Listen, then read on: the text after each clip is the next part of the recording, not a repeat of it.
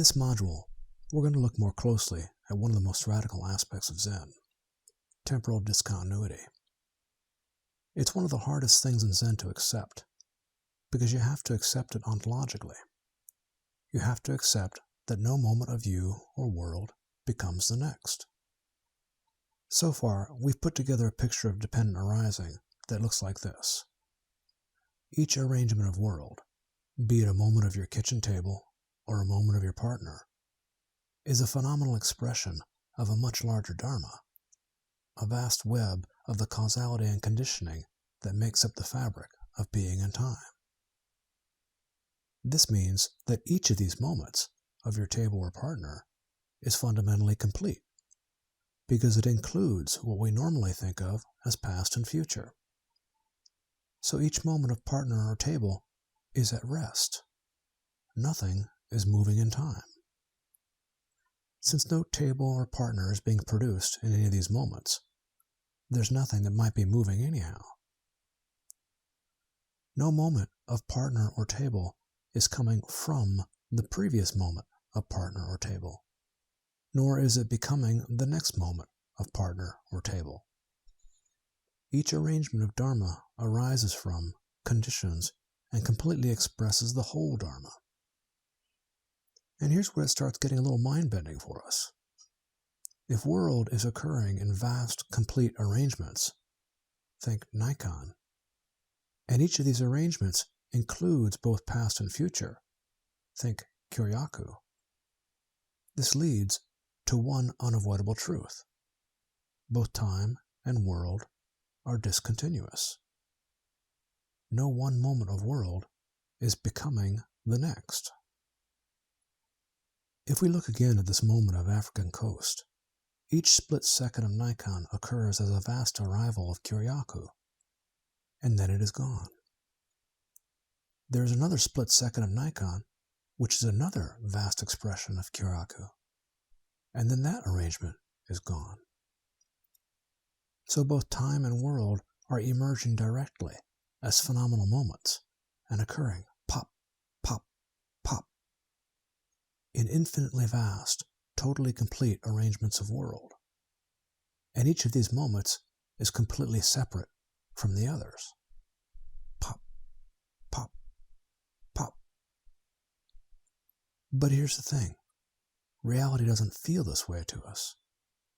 Time does not feel discontinuous to us, and the world does not feel discontinuous.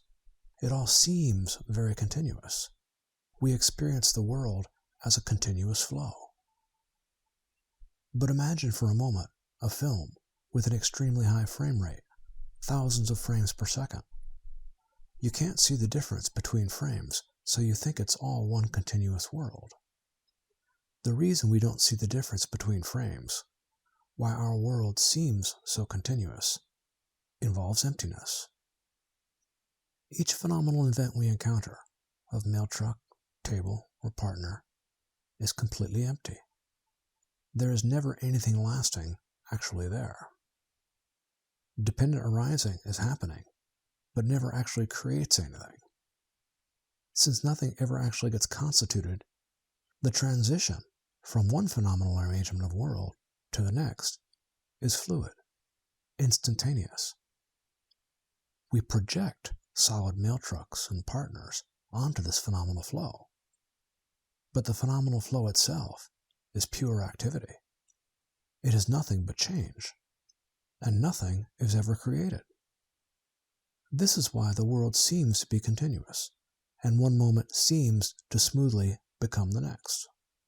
So, one moment of Mount Everest seems to become the next, and one moment of the Oakland Bay Bridge seems to become the next. But that's not what's happening. For Mount Everest or the Oakland Bay Bridge to transition or travel from one moment to the next, they would have to first be constituted and exist, at least for a split second, as a solid, unchanging object, one that could then persist into the next moment, thus creating linear time. But as we have seen, that never happens. There is never a solid, unchanging moment of Oakland Bay Bridge. There is never a moment where some solid persistent thing called the Oakland Bay Bridge is actually there. All there is infinite change, infinite arising, constant birth and death, with nothing solid created or existing in between arrangements.